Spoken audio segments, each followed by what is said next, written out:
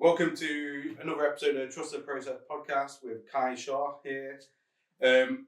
Again, we're not sponsored by Leica. Leica, please give me a camera. Q3, that'd be great. So, start with disciplines. Photography, videography, I want to say more than filmmaking. And yeah, let's go. How did you get into the arts? And what would you actually define your subject as? Like, would you say multidisciplined? Yeah. Yeah. I'd say comfortably, I'm multi-disciplined as an artist. But I just found photography to be quite a confident medium that I can just go hammer. Yeah. Like I can, it's comes easy to me. Like not in that sense, but like I could never paint as well as I photograph. Yeah. Right. It's some of the images I've taken. If I were to paint them, I'd still be painting years later down the line to get them to the same level. So yeah, I'd say photography, but I'm experimenting more with different types of arts, and trying to scale up. Does that make sense? I wanna explore ideas more than just photography. Yeah. So I would say multidisciplinary. Would you mean like mixed media with photography, or like just correct? Yeah. video as well, or correct? I mean, so for example, I'm working on this one project at the moment called "Who Am I? Post-colonialism." Yeah. I want it to be an art installation. So I want to have this giant sheet of fabric draped down one of the walls of Factory International with the core of the project is me, Londoner, proper London lad. Yeah, I grew up in London, but I was born in Pakistan, but I grew up in London. Yeah. Lewis, who is an Irish lad. Yeah. And then Isha, who is an Indian lady.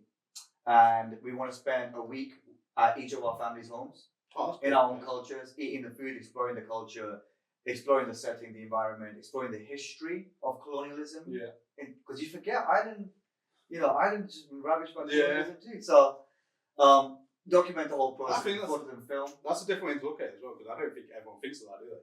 I didn't, and I was there in Ireland. And I was talking to him over dinner. And he came up, put it up, and they've had these things. I don't know if you've heard about called the Troubles. Yeah. Pretty big issues. Man. I'm like, fuck. So then once he was talking about it, I realized, wait a second, like India's been ravaged by colonialism. Like India and Pakistan were one giant country. Yeah. And then obviously Britain drew a line. Yeah. And created massive turmoil for loads of people overnight, essentially. Ireland's the same. And the ugly head of colonialism rages on even today. Yeah, because I think a lot of people think it's it's like a skin colour issue. Yeah, I mean, I certainly did. Yeah, and you forget that other people are the same skin colour can be colonized. Exactly. Yeah. So that was really interesting. So, but then again, we document the whole process, print the photos onto fabric, and then project the film onto one of the walls as well. Yeah. Of the whole experience. And that's again and another part of that installation is while we're in India to learn hand stitching. Yeah. So that's another element to the arts now, a discipline that I have to learn for this specific project. That's cool. Specific Indian cross stitching. So I think artists are just artists, mate. I think if enough time, resources, energy, and patience, I could learn to paint like Monet. Enough joking. I think enough time and discipline. I love that from you. No, but I think because my thing's always been that if you give someone what they need to learn when I was younger, I'll give you a great example. When I was younger, I couldn't learn the piano for shit. Yeah. For not the life of me. All those little dots and my teacher saying da da da da. She gave up on me. Yeah. And that's fair enough because I was not making any progress. But now YouTube's got this thing where you can search songs. Yeah. And the notes drop down, telling you what to hit. All of a sudden, I can play Disney Pixar song and chopsticks. Oh, you know. But are you aware? I think that only applies to certain areas. I wouldn't say you study chess. Mm-hmm. Yeah. Give it 10 years. I don't think you get close to Magnus Carlsen's level. I think some disciplines start when you're like 5 or 6. I think if you're not pushed into that direction and given the chance to explore that, I don't think you'll be able to. Fair. You might not become world greatest. Yeah, exactly. You might not be world champion, but there's 8 billion people. Yeah, you'll be able to hold your own. That's what I'm saying. It's 8 billion. You'll be able to hold your own in a lot of fields. Yeah, if that makes sense. So I think if I started chess, I mean, just full disclaimer, I'm fucking sick at chess. Yeah, that's good, mate. I'm good. I'd like to watch grown men cry. Yeah. So, that's fine. We can do that today. But no, I think you're not going to be world greatest. Yeah. Okay, maybe Monet is a bad example, but I say I can paint in his style. Yeah. With enough practice. Yeah, I get that. And so like I just think, if the needs of my project. Another great example is we had this one project where there was a lot of blood involved. Yeah. So then we had to learn how to waterproof a studio.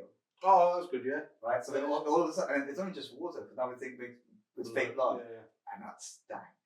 And there was so much fake blood on set, and everyone's covered in it, and it's just like a long day and a hot day as well in the studio. But then now you're learning all sorts of new things: how to waterproof your kit, weather sealed is different to waterproof, etc., etc. I think that's a good thing about art, and I don't want to generalize it, but like the research that goes into projects. Yeah. I did one about being British. Fun. And I was this British Indian artist, photographer called Anisha. She's got some good work on Instagram, by the way. Anisha Pdcast, I think it's called. I think that might be it. So tag it here. Yeah. But I was researching like Indians' relation to Britain and stuff like that, and when did Indians start coming over to Britain? And me, like being naive and maybe ignorant a bit, but I thought it was like maybe 1950s, 1960s. But you go back to like the East Indian Trading Company, and it's in the 1500s, and then you find out about this. I can't remember his name, but this Indian guy marrying the white woman, like the first to do it. It's even crazy. Like, even the Victorian ages, Queen Victoria actually had a very. It was funny you say that. There's a film called Victoria and Abdul. Yeah. And she actually had a servant, basically. This guy, he came to give her a coin all the way from India. And he rose through the ranks so quickly. And he was one of her favorite consuls. Yeah. But yeah, watch the film. It's really interesting. It's all based on a true story. But yeah, I think it's a bit fascinating because you don't realize history that you're taught. Once you start learning history, you haven't been taught. Yeah. It makes the timeline a bit weird. It's more interesting normally as well. Correct. You get the basics then, World War I, World War II, and then 2 World Wars? 2? 3 soon. Whoa, don't jinx it, man. That's good right now. Oh, anyway, yeah.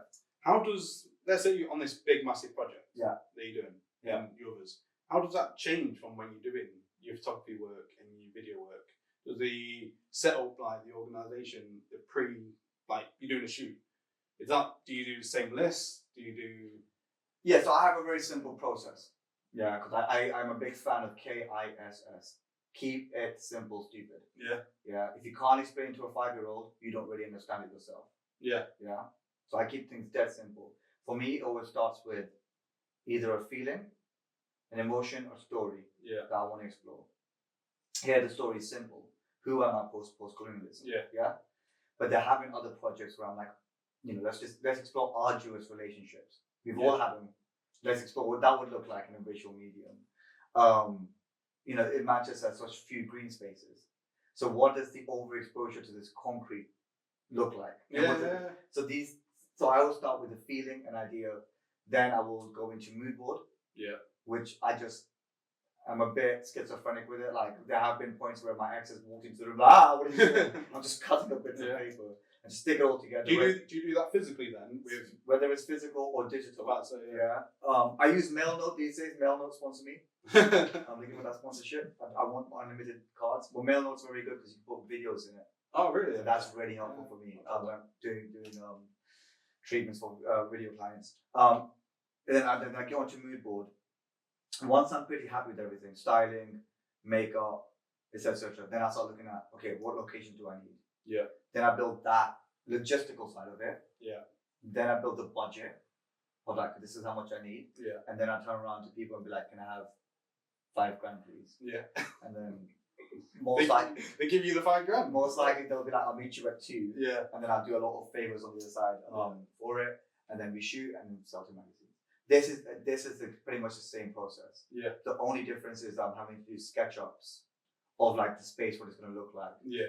And when you think about it, it's 4 projects in one. It's the documentary. Yeah. It's the journey itself. It's the photography, and then it's the art installation. Yeah. So they're 4 micro projects in one big one.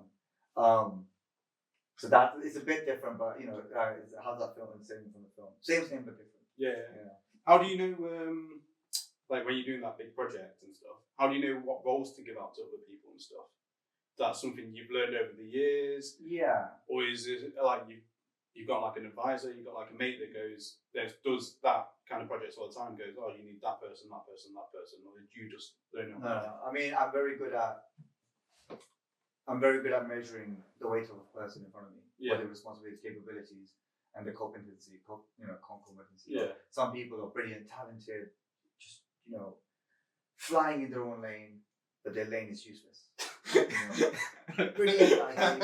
They could play the piano beautifully, but they're useless at putting together an email. And that's fine. You never measure a fish's ability to climb for its intelligence. Yeah. So, but I'm very good at measuring people. And then what I normally would do is do like a micro project. Yeah. Something as simple as going out for pints. Okay. Seeing how they handle themselves out and about. Like how aware are you? How quick on the ball are you? And then that's how. So this project, we've got 3 heads. So I'm basically directing it. Yeah. Lewis is coming on. He's my main filmmaker. Yeah. And then Artisan on site. And then Isha's logistics, curatorial, and basically making sure that I don't get carried away because I love getting carried away. So, can we get 5 monkeys on set? No, Kyle, we can't get 5 monkeys on set. Why not? It's impractical. Health and safety will have a field day. Okay, well, how do we bribe them? No, that's illegal. So she's but you learn, and I think I've been at this for a decade. Yeah. And I've done all types of shoots from like big, huge clients and billboards and Foot Locker, Marble Arch, full displays to like tiny little startups and like raves. Yeah. I've done the whole range. I've spoken to every facet of society, so I'm quite a good measure of it. We all make mistakes. Yeah. And people change. We still gotta run with it. Do you like being multidisciplined then? You like doing the big and the small? Yeah. Yeah. I mean, variety is the spice of life. I didn't make that one up. Yeah. That's not like that's not one of mine. I get some good stuff. But variety is spice of life. I like it. Like every day is different. Even when I was working as head of media at Fresh Eagle Kid, even though it was like an office job, every day was different. We'd be having new people in, there'd be new challenges, there'll be new content to make, and that's a luxury of our job. Yeah, is that you're always getting something new. Whereas, like my brother is an accountant, he just looks at spreadsheets all day, and what's on the spreadsheet is different. It's still the same stuff. He's gonna hate me for saying that. I really wish I could say that. Oh, with him, sorry, bro. Sorry. Just took a walk all over your job, huh? So you don't want to be in the garden now? You reckon you could? Yeah. It's only a spreadsheet. Hey, I'm the money of accounts. Yeah. It's only a spreadsheet. Nowadays, I make spreadsheets, big. My Gantt charts, you see them. So how did you say this? How did art enter your life? So I've always been into art. Yeah. Where I grew up in Central and Pimlico. Yeah. So I've always had a passion for art. I've always been good at sketching and stuff. But basically, I ended up in a bit of trouble. I ended up in prison 2015. And when I got out, one of the conditions was that I had to go back to my mom's house so I could do parole in London for a year. Yeah. And I was really miserable, as you can imagine. I went from having a 2-bedroom flat in Leeds to having everything squashed into my mom's attic room, which is big as a shoebox with more shoes in it. It was horrible, man. And I remember the first night, kid you not, I had to climb over all my clothes, which were in bin bags. All my stuff was in bags and boxes. I had to climb over all of that and kill myself in a single bed. And I was miserable. At least I had a roof and I was out of prison, but I was mad upset. And so after that, I started socializing with my friends from the estate and my friends in London. And I realized there was 2 groups of friends. One who was sat in the exact same place I'd left them, smoking the same shit weed, hitting on the same 5 girls, pretty much exactly where I left them as well, like physically as well, in the same block, Coleridge House, big ups. And then the other group of friends were doing amazing stuff. Like one was like, head of this magazine, Jamal Al-Aziz. And he was a curator at Swank magazine. Oh, okay. And then all these more other things were doing cool creative stuff. And so me and him started hanging out quite a lot. And we started going to all these cool events, art events and poetry and spoken word. And we went to this one event called Women's. And I was like, yo, like it was International Women's Day. And James Messiah, a very talented poet, curated this event. It was a gorgeous event. Beautiful. And the white cube gallery, everyone was dressed in black. It was a black tie, but still, and like the editor for Hunger magazine was there. She was talking to me, and like I left the thing and I said, we could do that, man. Like, how hard is it? Yeah. It's just putting a bunch of people in rooms. It's really hard. It's not as easy. But then we left that, and then I was like, you know what, fuck it, I want to do something in the arts. Because of that, he said, Swank Magazine's having their first birthday, help us organize this, do something for it. Yeah. I tried that. Me and the head of the magazine didn't see eye to eye on a lot of things. I find him quite superficial and cheap. Yeah. And I said it to his face a few times. So we had clashes about that. Jamal said, look, you know what, don't worry about organizing a party. You like films, why don't you make us a film? And so I said, okay, fine, I collaborated with this artist called Khay Sha, amazing filmmaker, very talented, to make this film. And then the night before the exhibition, she pulled out. No. She was just like, you know what, actually, this isn't in line to my vision, I'm out. Shit. And so I literally was like, fuck. I grabbed the cheapest, most available camera I could from Vital Youth, which is a charity for kids, help teaching them filmmaking. I borrowed a black camera from them, went around London filming time lapses of the city. And I slapped and London Grammar and Bollywood did a remix and they gave us a song. We slapped that onto the thing. And I kid you not, on the day of the exhibition, I had no sleep between carriage dropping out for 2 nights. I didn't sleep. So those 3 days, I ran into the exhibition with a USB with the film on there, and I was like, "There you go." And Jamal literally was like he grabbed the USB, was like, Are they good? Yeah, fuck it. Yeah. Minus touch. Yeah. Minus touch. You know what I mean? But for me, it's like I don't understand people. It's like I have eyes. Yeah. And I know what I like and don't like. So why am I going to put out work I don't like? Yeah. So whenever I'm working, like I'm very harsh on myself. Like people think I'm harsh on them, I am. But I'm way harsher on myself than I'll ever be on you. Yeah. Like I bleed this stuff. So the reason it took me 3 days to make that film is because it's time lapses. I had to spend time just standing there, and they were they weren't all golden shots. Yeah. But yeah, I thought I got it done. I got to the exhibition. And I was so sleep deprived. I kept getting gunk in my eye. And I got an eye infection because I hadn't slept in so long. And then the film played. Yeah. Film played. People clapped. I left and I was like, holy crap, I can do this. People clapped. I was like, oh my god, this is amazing. It's so well thought. I'm not even sure for you. It's something about they love me. It's more the fact that people didn't realize I've just blanked in the last 3 days. They think I've been working on this for 3 months. So I was like, yeah, cool, man. I left there, went home. I said, Mom, I want to be a filmmaker, photographer. Yeah. And she said, well, what do you know about photography? And I still quote it to this day at exhibitions. Yeah. I did a massive show at Leeds Museum. Massive show as well. We had 1,000 people attend. And I had it above the door. Said, what do you know about photography? Mom. 2015. And she hates it. Yeah. Oh, I love that though. That's good, isn't it? How do you manage all these different aspects? Poorly. Poorly, if I can be honest. Yeah. Well, no, yeah, but how do you know, I want to do photography that day, I want to do video that day, or do you just do by project?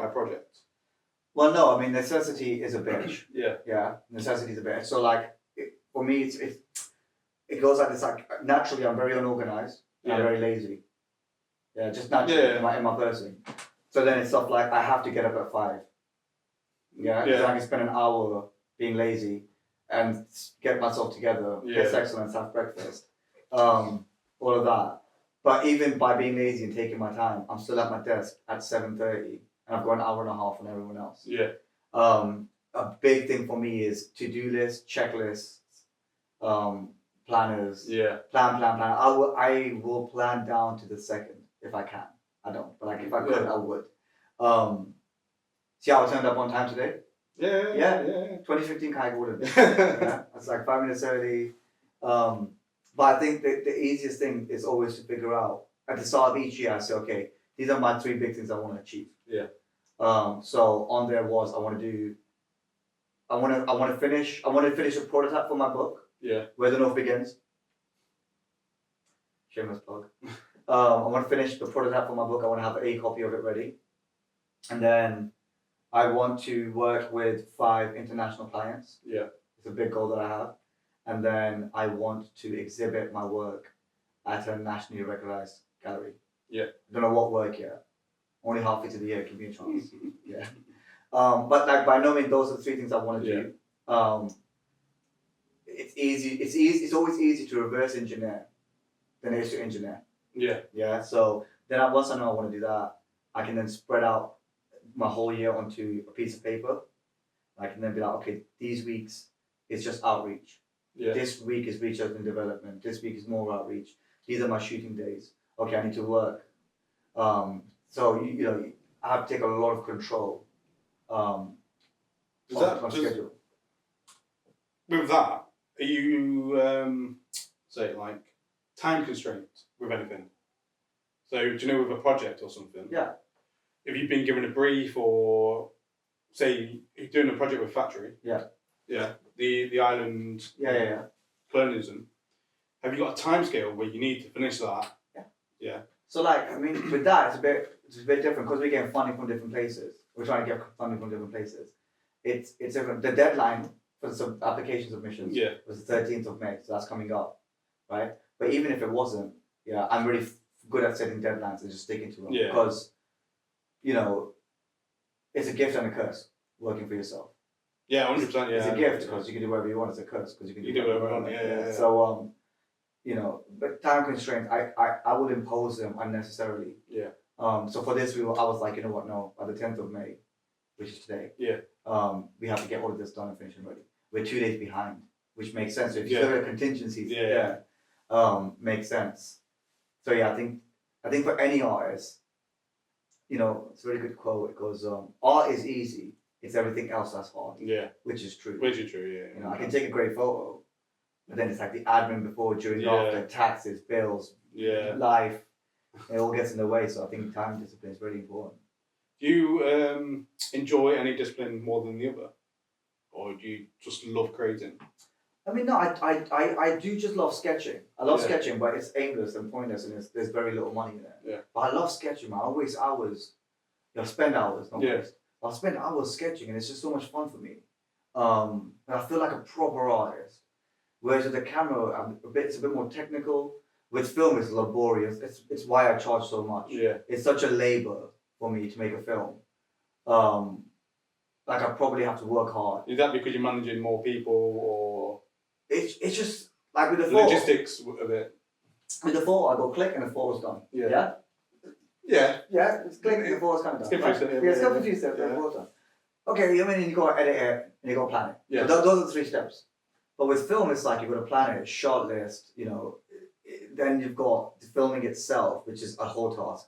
Then the edit and the music, and it's like you know, the reason film works so well is because with each song that you add to it, any sound effects, etc., it creates a whole different ambience, which is the entire project. That's that feeling, right? You can change the feeling, you can screw it up with the wrong sound.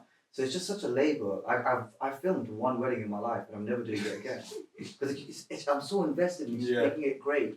So to make great film, great cinema, it's a whole challenge. Yeah. That I find too laborious. That's why I charge so much. It's like you're not paying for my time, paying for my pain. Yeah.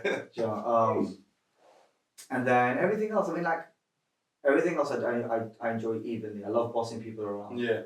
You know, I can take grim satisfaction from it. Why isn't this done? When will it be done? Yeah. Okay. So I think for me, like personally, I love the process. Yeah.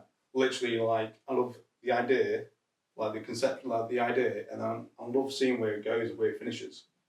Yeah. Because a lot of the time, obviously, I've got an idea for a shoot or like some videos, something like that, and it will never end up where I think it's going to end up. And sometimes it's better, sometimes it's worse. I love the creating of it. Yeah. No, Like- fair enough. I mean, I'd usually name your podcast Trust the Process. Yeah, that's what I thought of it. Oh, right, oh. That's it, isn't it? Oh my days. No, but I mean, I get excited when I've took if I knew I've took a good photo, yeah, I'm excited to get home, edit it, and print it out. yeah. No, I wish I was that romantic with my work. You know, for me, it's always about the end product. Yeah. Like, I look at the final image and I'm like, yeah. Yeah, I'm always like, how did they go about that? How did they get Yeah. the idea in the first place? Like, what? Yeah. I mean, don't get me wrong, I do love the process, but for me, that's the best part. Yeah. Once everything's finished and it's hanging up on a wall somewhere, or the client receives, and they're like, oh my god, this is great. I'm like, yeah, review it, please. we will review it. No, I do love someone messaging me going, this is amazing. Yeah. And I know it is. Yeah. And I know, right? You see me? Yeah, exactly. So like, yeah, I mean, I wish, I do love the process, and I do trust the process, but for me, that's the best part. Yeah. But I wish I was as romantic as you. Just romantic guy. my girlfriend's looking at it. Turn it into a sport. Yeah. Valentine's Day, I'm there, man. Yeah. Hey. Nice. Oh, mate. I'm like the Cristiano Ronaldo of romanticism. I'm telling you. That's such a big bar. Yeah, I like that. The Christmas romanticism. Whatever that. Did you have any influences, like art influences growing up and stuff like that? That's influenced your work? Yeah, absolutely. I love Dali. Yeah. I love his work. Van Gogh. Yeah. But I just love like his, the philosophy behind the man. The amount of pain this guy was in. Yeah. For no reason. Like, come on, he lived in south of France. For no reason. Do you know what I mean? Like, he lived in south of France. But no, he's just this tortured artist. Who else? That's the thing as well. No one loved his work until he was gone either. Yeah, Philistines, isn't it? Yeah. Philistines. Probably why he was so miserable. Yeah. Like, no one appreciates the Yeah. greatness that he was. Yeah. That's what it was. That's what's going to happen with you. And that, but But the other you, way around. you cut your ear off and everything. But the other way around, yeah, people are like, thank God we can stop pretending. Look at the same for me. As soon as I'm born, they're like, Jesus Christ, we're lying for the last 70 years. I start looking at his dog shit work. That was great. No, I love that. Yeah, and I think them, and I'd also say, well, Is anyone current? I like Luke's work. Yeah. Luke's work's really nice. Who's Luke? Don't know. Luke Saxon. Oh, who's that? Great guy. No, love his work. Yeah, I like Luke's. I like Luke's. I think Luke's as current living photographers, he's one of my. He was one of my favorites before we met. Yeah. Like officially. No, you don't like him. No, I think he's not. I like him even more. I mean, I say this. I'm the first member of the Luke Saxon fan club. We meet up once a week. It's just me with a cup of tea in the basement of my building. Well, it's like Fight Club. It all gain traction. Yeah. Luke's work's really, really fucking good. Do you know what the thing about his work is? I think it gets better and better. Yeah. Like all the time. Yeah. I like yours. No. And then you got. There's actually two artists as well. There's I'm just gonna get my phone to get. I don't butcher their names. There's two current photographers that are like kind of on a personal level. They're like personal heroes. I'm gonna get their handles up because I will butcher their names. So you've got Kevin. Yeah, Kevin. Love Kevin. Kevin Hart, yeah? He'd work if you were funny. It was people. Kevin Paul Lawrence. Yeah. Kevin Paul Lawrence, yeah. Kevin Paul Lawrence. Don't laugh react in the comments. Yeah, honestly. There are three Kevin- people that are going to watch this and going to think he's hilarious. Kevin Paul Lawrence is I've worked with him before. He's a great artist. Kevin, I'm sure I know that guy. Yeah, you might. Kevin Paul Lawrence. Kevin Paul Lawrence. Yeah, I'm sure. You should know him. I think I might have worked on a short film with him. Black fella. Yeah. Good. Yeah. Really kind. Yeah. Yeah. I only obviously seen him for like 2 minutes, but I've got him on Instagram. Yeah. Best 2 minutes of your life. Pick up Kevin. Yeah. Yeah. Always got time for Kev. I've got. Mike.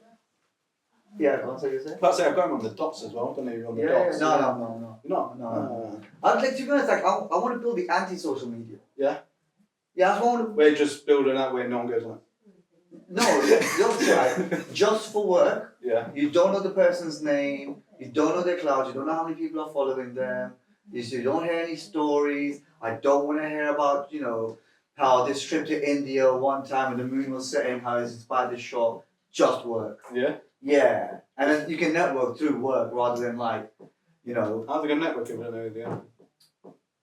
I'll work. That's the first work round. Interesting. Okay, we'll keep it anonymous. But then you can message people like, hey, look, I really like your work. I've got this project to collaborate on. Yeah. Well, then they can know who they are. But that's it, you never know. Until the telephone said, oh my God, Kyan! Of course it's you. No, so yeah, I think because I just hate like having to sell myself. You know, I'm really good at it. But at the same time, I hate it. Like I hate having to. You know, I just want people to find my work and be like, oh my God, here, have £1 million. Exactly. You know, that's what I want. I thought that happened. I thought you just walked into a factory one day and it was like, here's a big check, mate. You do this project. Oh, no, I wish. I was like doing the project management course, and then I got onto project management, and that's how that all came about. Yeah. So it wasn't like I just woke up one day and they were like, "Hi, oh my God, like, Jesus Christ!" Or I walked in the building, they're like, "You sir, yeah, you look like a photographer." I also did try to burn down their building. They didn't give me the project management thing, so I did the phone call. I was like, "You don't give this to me, then I will just set you both on fire." I don't think that's why I got it, but yeah, well, maybe. Oh, you know some guys. That guy, he's from London. Yeah, watching. Yeah. And I know where the best petrol is. I got my Arab next, big of my Arab brothers, Abdul, and Abdul. Oh. Do you get back to and Abdul. The 4 Abdis for this serious guys, man. You know where the best petrol is. Yeah, I know where the best petrol is. Do you know, during your work and stuff, do you ever come like with like artistic blocks or anything like? No. Just constant idea. No, but there's too much. I'm exposed to, like, people say I'm on my phone all the time. It's like, well, of course. I've got an art gallery, a library of poems, and a museum right there. You know, I'm never more than seconds away from inspiration. I wanted to scroll for like 5 minutes.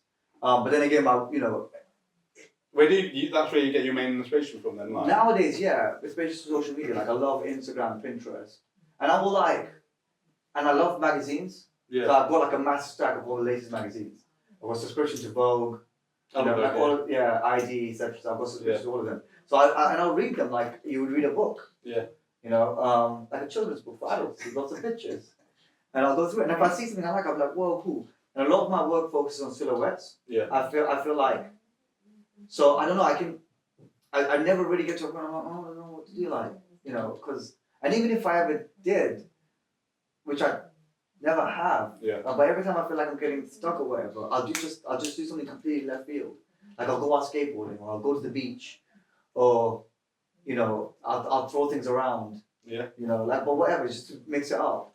But I'm way too fast to get caught up. Yeah. Do you know what I mean? Like, I'm too slippery to get caught up. So I don't know, my boy suffers from it. He's like, oh yeah, I've got a massive block today. And I'm like, okay, well, you know, tell it to your bank account. Because like, you know, you might stop, but everyone else ain't. Money might stop. What about you? Do you get blocks all the time? No, I'm good. Yeah, that's what I'm talking about. Do you know what I think the issue is though?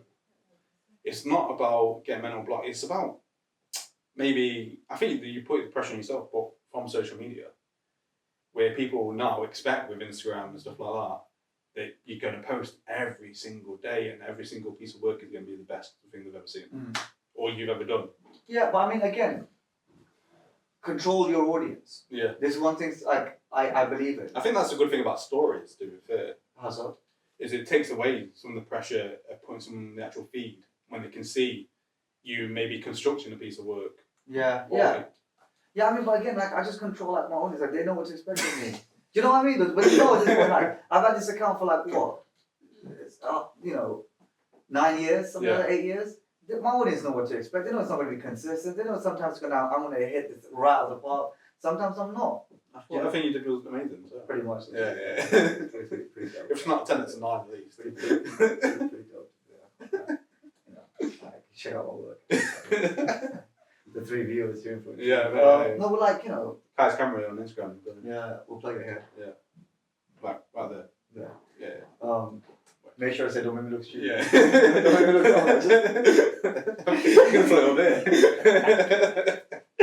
But yeah, and I don't know. And work. I've done a lot of projects that I've never seen the light of day. Like my clients have seen them. Yeah. But they've never seen the light of day. My audience has seen them because I don't think that's my audience's That's not what we've built up. Yeah. Because it's a so conversation. you separate some stuff you do. Yeah. Not everything. So maybe you won't post your commercial work on. Yeah, like I filmed this massive mansion party. Yeah. Gorgeous. Yeah. Gorgeous designer party they called it. Yeah. And it was all these like cool people and all these cool clothes. But it's like at that point I've changed the narrative with my audience to be like emotional art, fashion for editorials. Yeah. Why am I going to post up photos from this like really bougie event Marcus Rashford's at? What are they gaining from it? I don't know Marcus Rashford. You don't like Marcus? I said like him. Big fan. You don't like him? Big fan. Fair enough, I don't like him either. You don't like him? I love him. I do. And there's a lot of performance shit from someone who's a multi-millionaire going on. Right. knows how to feed people, you know, What? If I say he fed loads of people, man. But if you're already that passionate about it, you already need that many millions to survive. No. You've already got the house, you've got your cars. Mate, donates all the time. You don't have to put it on TV that you do. Donating is different, yeah. Here's what I'm saying. Yeah. But he set up legislation to keep them getting free school meals. He raised awareness for legislation. Yeah, but he wrote a letter to the Prime Minister. But they kept the legislation in because of him. If they didn't, they would go rid of it. Yeah, he got rid of it. I'm not saying he did anything wrong. Yeah. I'm not defending on mine. Your mind doesn't know you, bro. Doesn't know you, bro. He will one day, man. I love what your logic's like. If I kiss enough hands, one day I'll get his autograph. Yeah, man. Yeah, no, but honestly, give me some money, I'll buy like a. Yeah, no, fair. Mark Shuff, you're that. I'm like, yo, feed the kids, but they also give me a cat. Yeah. But my thing is like with, I once recently sat at breakfast with all these like multi-millionaires, and they're talking about how they can help poor people, and it's like, you want to help poor people? Take a fucking pay cut. The money you save, sell a couple of your Range Rovers. The money you save, invest it into communities. Yeah, get those kids educated, trained up, teach them how to use the resources you're giving them, and put them to work. That's how you help communities. But you don't want to have that conversation. You want to have a conversation of like, well, what can I do to help poor people? I think that's a great point. To be fair. You know what I mean? You educate them. I think education's the biggest. Education, resources, and the ability to use them. Like, it's no point me educating you. Like, I train you, like I said, now I train you up here to become a world-leading typewriter, or typist writer. Yeah. Okay, cool. Well, now you know how to write. Then it's okay. So how do you apply that? Yeah, me and Kate had this same conversation last week on the podcast where we was talking about how only a certain demographic of actors, the majority of them, not all of them, make it in Hollywood. Yeah. It's normally just posh English guys. Yeah. Well, this is it. I'll put this to you. Some of the most elite actors have all played the same role. It shows you how diluted. Sherlock Holmes. Henry Cavill, Will Ferrell, Benedict Cumberbatch, Robert Downey Jr. in the last 10 years have all played Sherlock Holmes. Yeah. The market's rough. Yeah, I know. Yeah. Do you know what I mean? But that's just the game. Like, of course. Well, obviously, I think that's the point because obviously they know what does well. The studios. Yeah. So they remarket it. Yeah. Like dress it up a bit different and put it back out. Yeah. Although I will say the Benedict Cumberbatch one was really good. Up until a point. Yeah. I think the fourth season. Well, when he fakes his own death. Yeah. And it's like one of them ones, man. You could have just even ended it. They could have. I got personal beef. They should have ended that season showing that he's faked his death. Yeah. Like he should have died, had the funeral, and they should have showed his faked death. Because immediately next season they just turned it right around, and it's like, have you heard of the death of Superman? No. Death of Superman's really when stories started dying. Yeah. Because the original story is from Jesus. Yeah. Right? Jesus dies and then comes back and it's a miracle. Yeah. And that's what solidified him as thing. No disputing that. That's a banger. It's called the Bible. Read it. It's a banger. Goes off. It goes on. Madness happens. I go, no spoilers. But then the death of Superman did that in modern age. Superman dies and he comes back. Yeah. And what it does, it takes the emotional gut out, which is what Game of Thrones did really well. Characters that did not come back, but then it did come back. Jon Snow. And so when you do that with characters and stories, you just take away all impact. The beautiful thing about life is once you die, it's over, and that's why life is precious, and that's why you should go and just do it. Yeah. Just go live to 100%. Maybe there is a heaven, maybe there isn't. Are you really willing to bank on there maybe being a heaven before you start really living? No. Go live now. This is your one shot.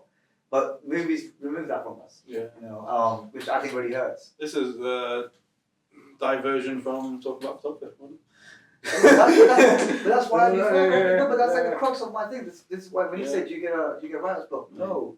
Because well, look at Kay's Instagram page. It's like reading the Bible for the first time. Or better. Or better. More pictures. No, but this is why I go so ham with work. It's why I refuse to get bogged down for too long. Because it's like, wow, I've got a very annoying ticking clock on my desk. Very annoying. It literally goes tick, tick, tick, tick, tick, tick, tick. My friend Becca hates it. She's like, I can never focus. And I was like, but that's what keeps me focused. Yeah. I know every second I'm wasting. It's going by. And I'm 1 second closer to meeting the Grim Reaper. Yeah. So I work, I love just working, and like that's what keeps me so motivated. Have you watched the film Tick Tick Boom? No. With Andrew Garfield. No. Just go on your phone, bro. Cool. No, I'm gonna add it to my list. Oh. I'm adding it to my list, because I will forget. I will forget, so I immediately have to write things down. Otherwise, don't let this man's. Oh wait a second, I've got DMs. Was it called Tick Tick Boom? Yeah, Tick Tick Boom. It's got Andrew Garfield in. But this This is actually my. I don't want it to like. Yeah. This is actually my list of films to watch. I'm just going to put Pornhub. I'm on page 87 of Pornhub. I'm close to completing it. Yeah, anyway. Tick Tick Boom. It's just about this musical writer in the 90s. He wrote a musical Rent. But it's about him failing all the time, and he's got this clock in his head, just tick, tick, that he's got to get it out there before he goes. Yeah, good. I'll definitely know what I can relate to that, man. That's how I feel. I'm like, fuck, man. And what are you going to do once it's done? Like, I know people, the biggest regret most people have, I volunteered at old people's home for a couple of months. Got too morbid for me. Saying too bleak. Really took away from my happy bubbly brand. But the common thread was amongst people is that they wasted their lives. Yeah. They feel like they should have done more and worked less and played more, spent more time with family. That was a common thread. There was obviously some few, left field views of like, I wish I had more money at this age. But yeah, so I don't know. That really got to me. Yeah. The finality of it all. Oh, cheers for that. Yeah. Go home. How old are you? I'm saying as you, man. 31? Yeah. I'm 33. You fucking hell, man. Yeah, you ain't got much time left, have you?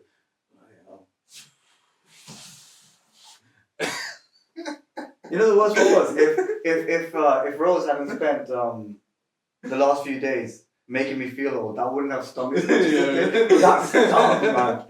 I was telling her something that my mom said, and she goes, "Oh my god, this story again. Is this?" She goes, "My mom does the same thing. Is this something that happens with old people? You just start repeating the same stories." Oh man, I like to her. It's just word. I'm carrying that around like.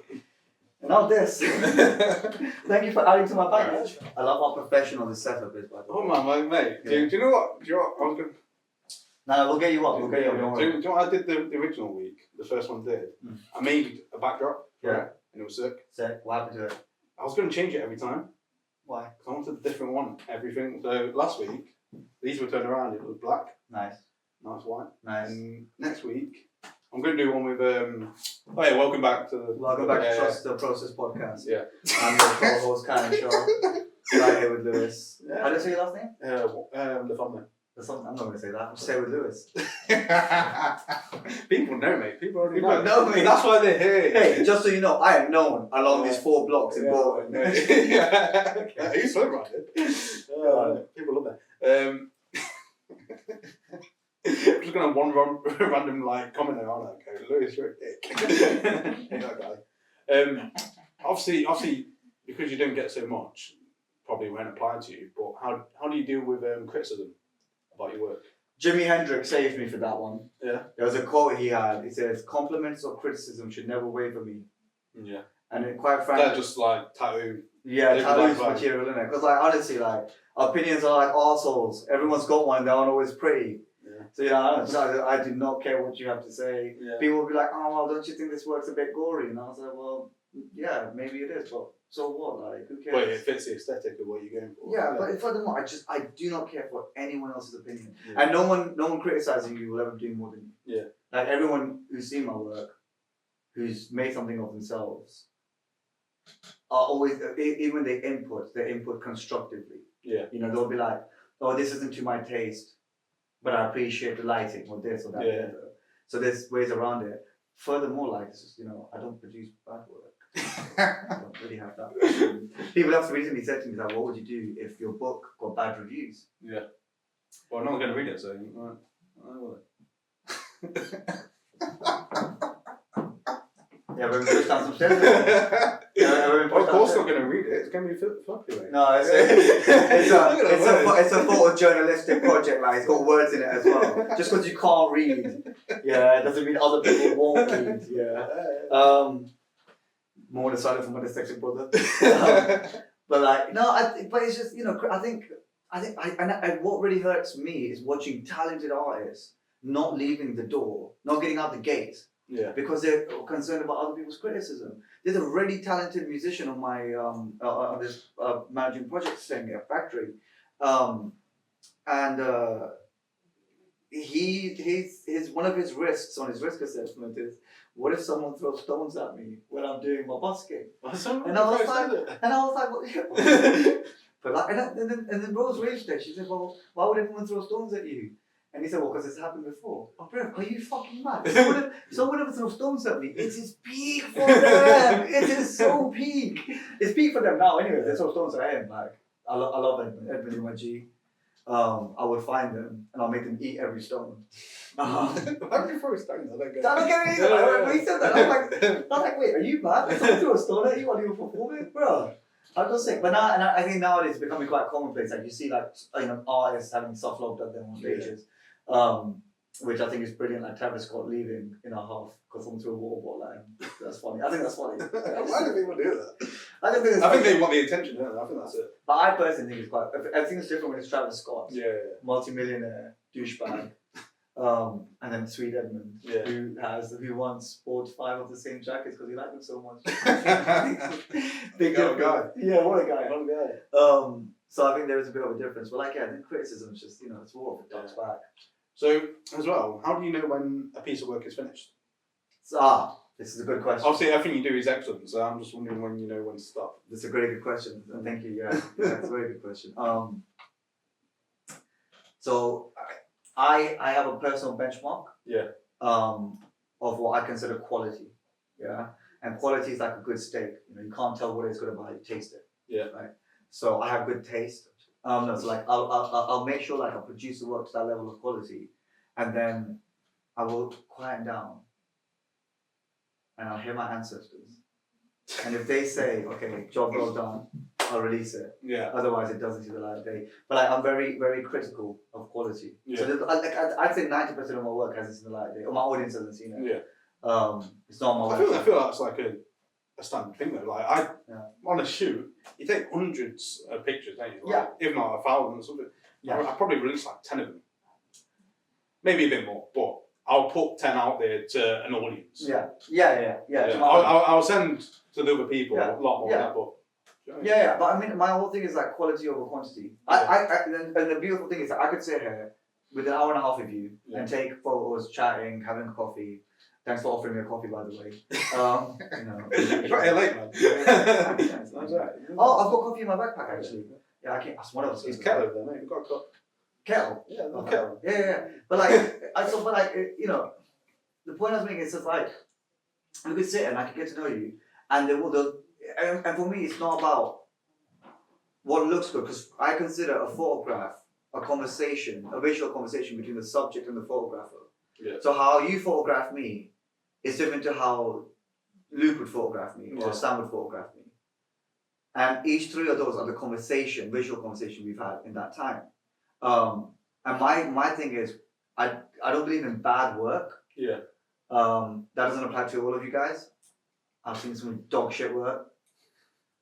But what I mean by that is that like I would release the work that I feel like accurately depicts the conversation and shows you as I see you to the best of my work. Yeah. But a lot of you photographers have got to put the cameras down. You're ruining the game. You're hurting the game. I think you're great. You keep doing you. You would. I was talking about you. I was talking about you, bro. Like honestly, I saw your work and I was like, fuck, now I have to delete Instagram. Once this podcast releases, I have to block you.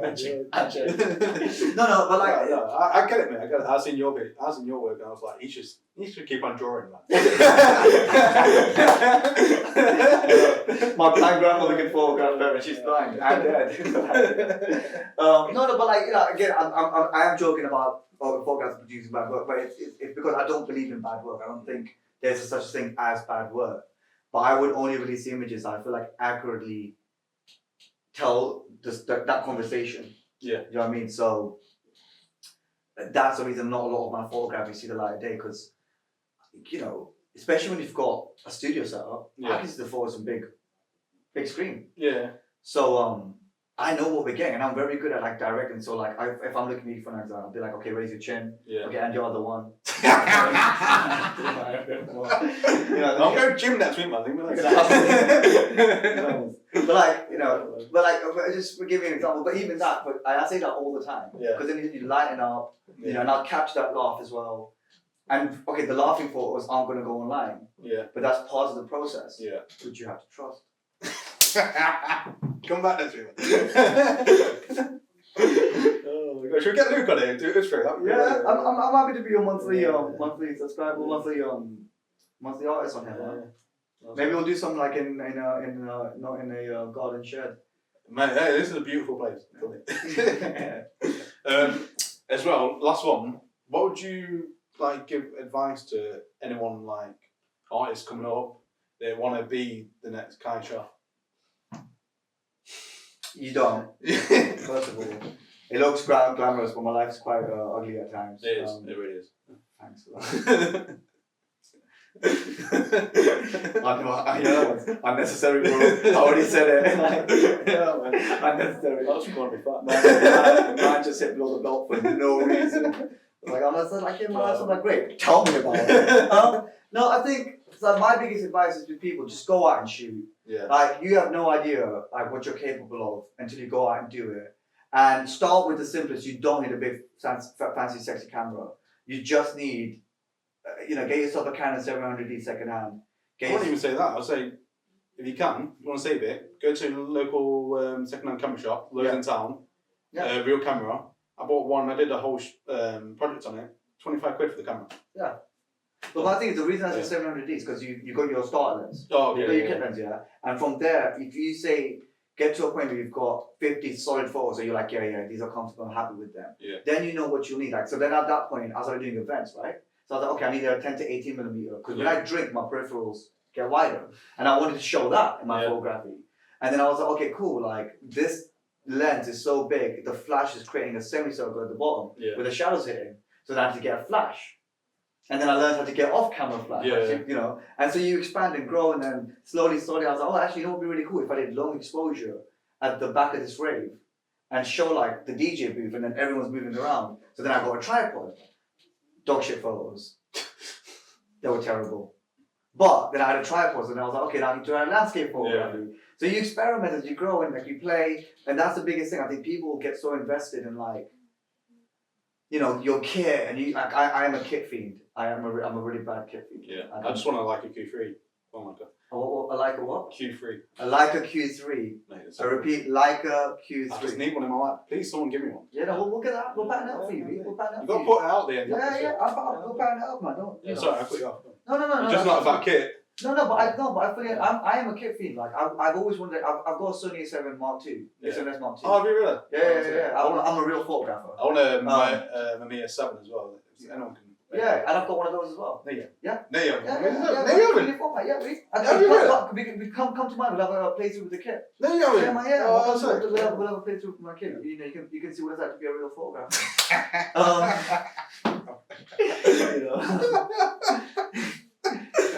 You can shout at me, kid.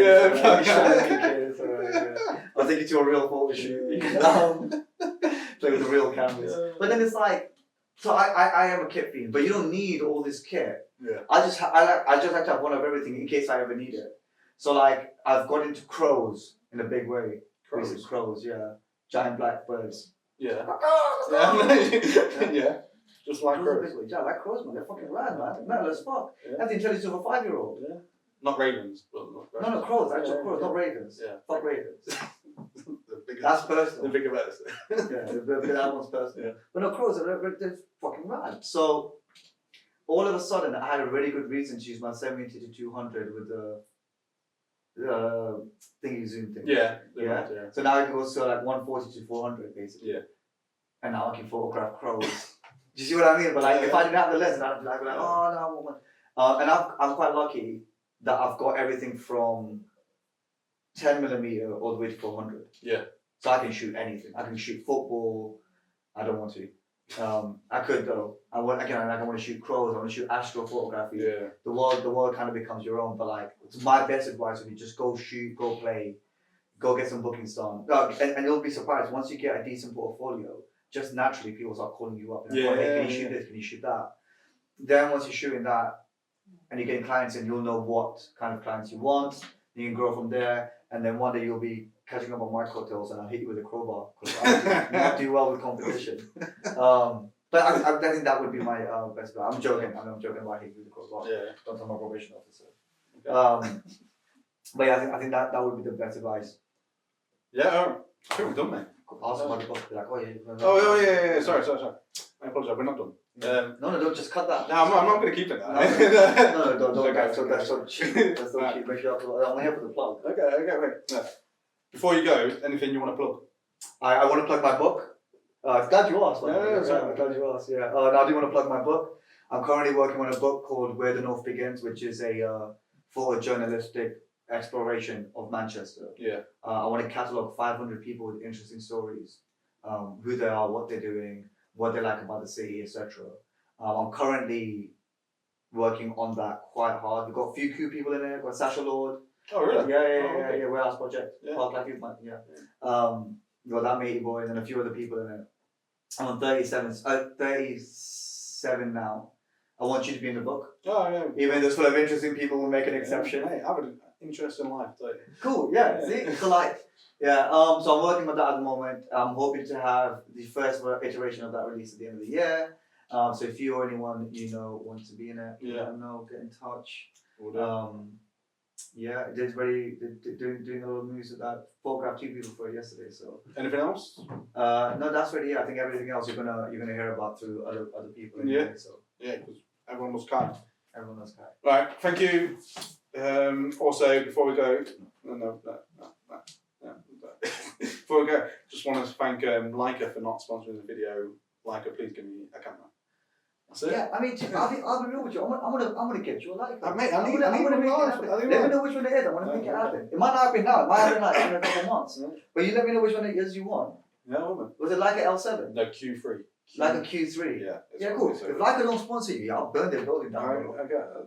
Yeah, me, Abdul, and Abdul. You know where the best petrol is, bro. Yeah. Third time lucky. Yeah. No. Politician handshake. Yeah. Right. Thank you. It's the money maker, bro. The money maker. It's the only thing I need to.